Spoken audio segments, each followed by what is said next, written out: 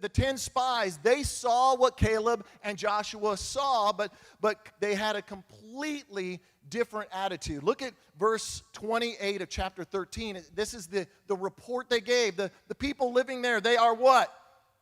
Powerful. And their towns are what? Large and fortified. We even saw what? It's powerful, large, fortified. There's giants everywhere. It's like they've completely forgot what God did back over here in Egypt.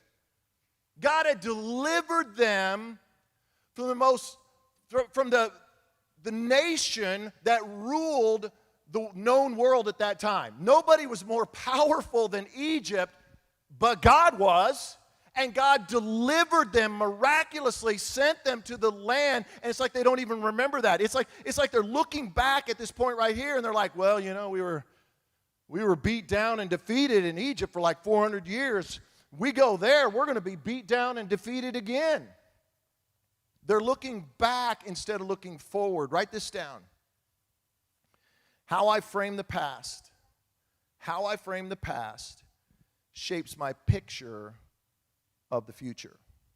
How I frame the past shapes my picture of the future.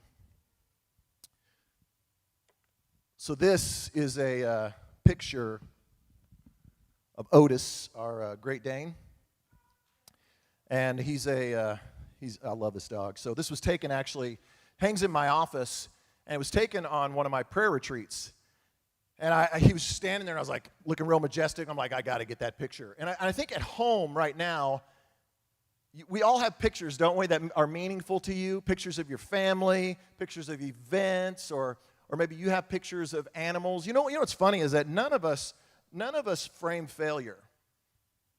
You ever notice that? Like, you ever walked into somebody's house and they've got an eviction notice, like. Yeah, so that's my 30-day notice. Taking a collection if you like to help out.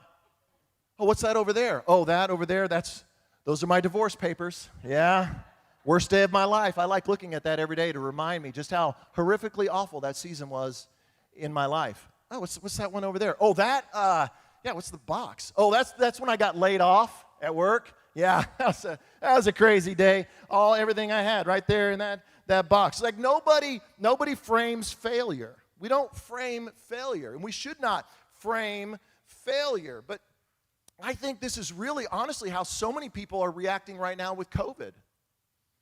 They're looking at their past, and they're allowing it to create a picture of the future.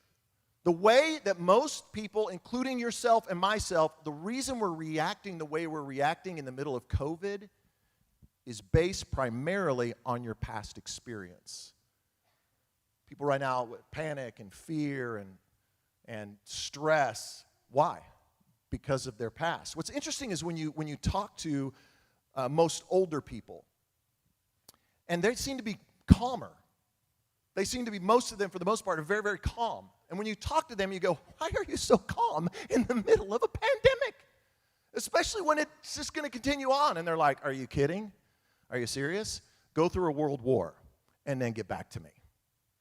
They're like, yeah, my parents, they were in the Depression, and they told me stories of coming through the Depression. I've been through a world war when they rationed things, and you couldn't even get sugar or flour or anything because the government needed it. And we had one pan to cook on because the government needed the metal for the tanks over in Europe, so we only had one pan to cook on. And oh yeah, then there was that time that leaders were assassinated and killed, and we were in distraught. But you know what? We made it through that, and we made it through that, and we made it through that. Oh yeah, there was that time in the 70s when they had gas rationing. I don't even know what that was. I was just a little boy at the time, but they're like, yeah, you'd line up on a Tuesday. If you didn't get gas on a Tuesday, you weren't going to be getting gas for the rest of the week because that's the day you were allotted by your license plate in order to get gas. Oh, and then in 87, the stock market crashed. Everything went upside down, but we made it through it all. God will bring us through this as well. My God carried me before, He'll carry me again.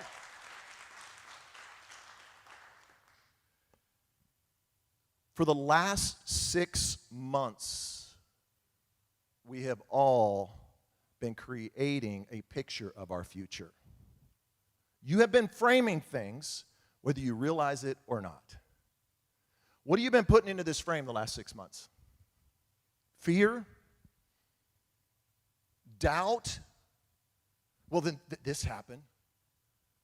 And then there was this, and there was this. And what happens is you hang this on a peg in your heart and in your mind.